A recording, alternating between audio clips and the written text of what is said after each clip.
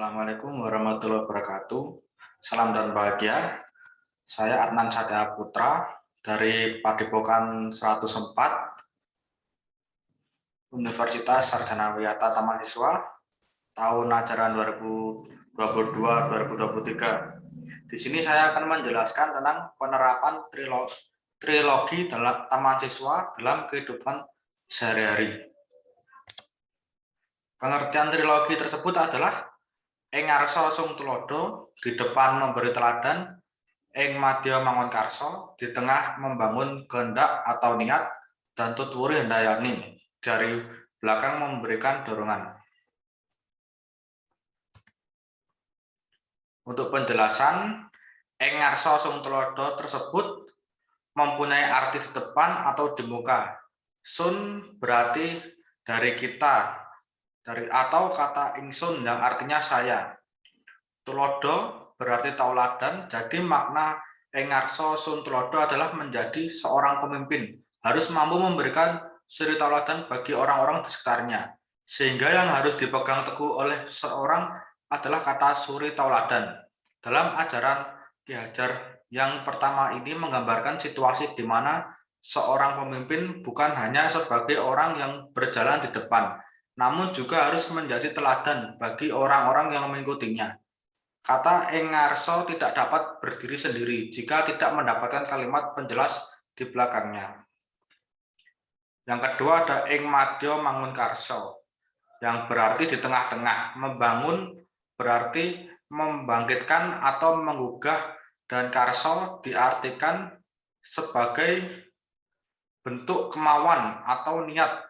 Jadi makna dari ing madya bangun karso adalah seseorang di tengah kesibukannya harus juga mampu membangkitkan atau menggugah semangat. Karena itu, seseorang juga harus memberikan inovasi-inovasi di lingkungannya dengan menciptakan suasana yang lebih kondusif untuk keamanan dan kenyamanan. Ajaran kedua ini syarat dengan makna kebersamaan, kekompakan, dan kerjasama. Seorang pemimpin tidak hanya melihat kepada orang yang dipimpinnya, melainkan ia juga harus berada di tengah-tengah orang yang dipimpinnya. Maka sangat tidak terpuji bila seorang pemimpin hanya diam dan tidak berbuat apa-apa sedangkan orang yang dipimpinnya menderita. Selain itu, pemimpin harus kreatif dalam memimpin sehingga orang yang dipimpinnya mempunyai wawasan baru. Yang ketiga ada tutwuri handayani, yang berarti mengikuti dari belakang. Tutwuri artinya mengikuti dari belakang, dan handayani berarti memberikan dorongan moral atau dorongan semangat. Sehingga artinya tutwuri handayani ialah seseorang harus memberikan dorongan moral dan semangat kerja di belakang. Dorongan moral ini sangat dibutuhkan oleh orang-orang di sekitar untuk menumbuhkan motivasi dan semangat. Ajaran kepemimpinan yang ketiga ini merupakan semboyan dari dunia pendidikan yang tentunya mempunyai makna yang mendalam.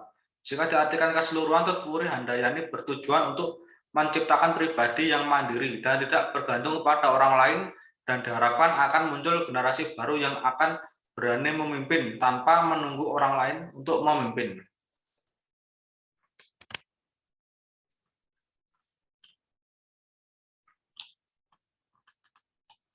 Itulah penjelasan trilogi kepemimpinan dari seorang guru Ki Hajar Dewantara yang saat ini mungkin sudah terlupakan oleh para pemimpin di negeri ini.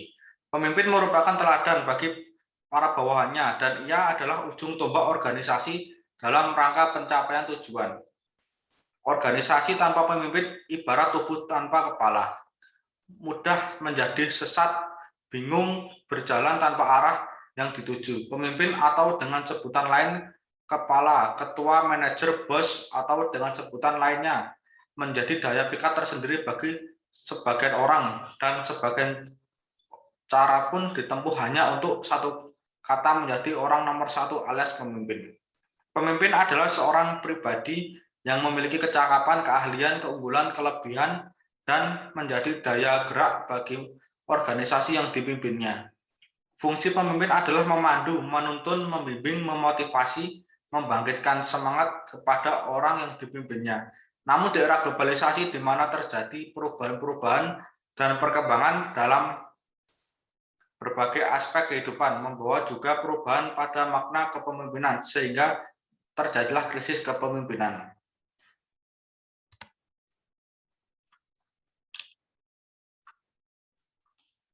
Dalam memangku jabatan, pemimpin yang dapat melaksanakan tugas-tugasnya dan memainkan peranannya sebagai pemimpin yang baik dan sukses, maka dituntut beberapa persyaratan jasmani, rohani, dan moralitas yang baik, bahkan persyaratan sosial ekonomis yang layak.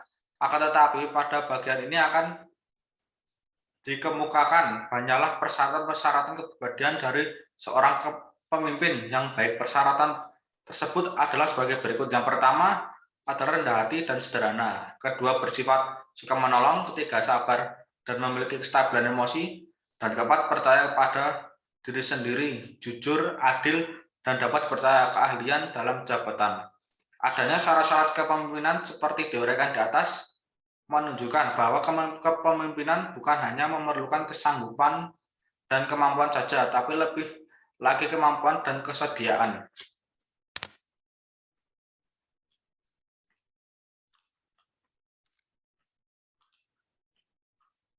Selanjutnya tujuan. Ada dua tujuan. Yang pertama mencari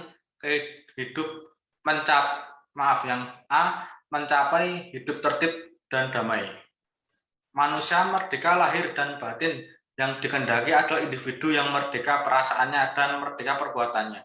Masyarakat tertib damai sebagai tujuan merupakan salah satu pergaulan hidup manusia yang tata tertib dan teratur, tidak hanya dari fisiknya saja yang tenang dan tertib, sedangkan jiwanya tertekan pada kebebasan, tetapi tata dan tertib dengan sukarela, tentram, dan damai. Menurut paham mahasiswa, masyarakat tertib damai hanya terwujud dalam satu kehidupan bersama, berdasarkan cinta dan kasih sayang antar sesama dan satu keluarga, yang sama hak dan kewajiban, sama derajat dan martabatnya, merasakan kemanusiaan sama rata, merasa rezeki kemurahan Tuhan. Tertib yang sebenarnya tidak akan ada jika tidak ada damai antara manusia itu. Hanya mungkin ada dalam keadilan sosial sebagai wujud berlakunya kedaulatan adab kemanusiaan yang menghilangkan segala rintangan manusia terhadap sesamanya dalam 4 syarat kehidupan, serta menjamin tertibnya syarat hidup lahir batin, sama rata, dan sama rasa.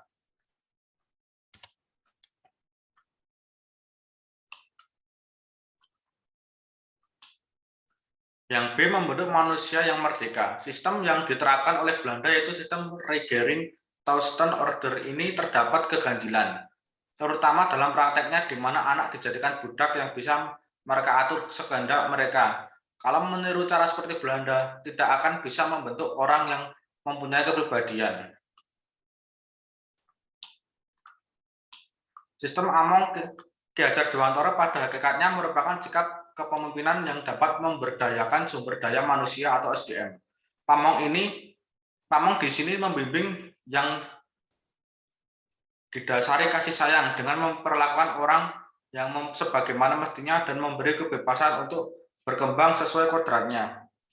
Ki Hajar Dewantara menawarkan konsep trilogi kepemimpinannya yang bersifat memanusiakan manusia dengan membentuk karakter pribadi atau berakhlak mulia untuk dapat menjadi teladan, keterampilan pemimpin untuk dapat membangun semangat kemauan, dan selanjutnya dapat mendorong dengan memerdekakan anak didik untuk berkreativitas dengan tetap memberi kekuatan. Pandangan Ki Hajar Dewantara terhadap pamong yang diilustrasikan sebagai juru tani mengimplisitkan landasan tugas pamong adalah mengacu kepada pemulihan harkat dan martabat manusia atau anak, dan diarahkan kepada bakat dan kodratnya. Hal ini berarti bahwa pamong bersikap menuntun dan memberikan kebebasan kepada anak untuk mengembangkan kreativitas yang memberikan faedah bagi tumbuhnya anak dan masyarakat.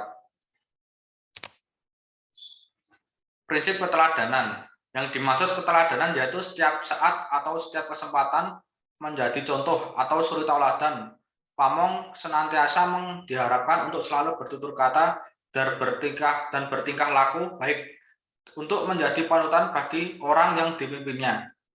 Prinsip ini memandang bahwa kepala desa pamong sebagai orang yang wajib digugu atau dipatuhi dan ditiru atau diteladani. Tidak diragukan keberadaannya.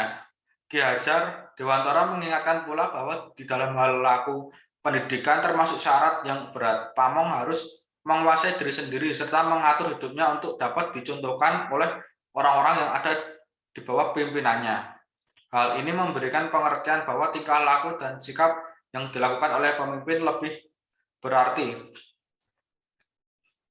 dan lebih diperhatikan oleh bawahannya daripada nasihat yang selalu diucapkannya. Prinsip ini sesuai dengan salah satu dari trilogi Ki Hajar Dewantara, yakni Ing Ngarsa Sung Tulodo. Sekian dari penjelasan saya.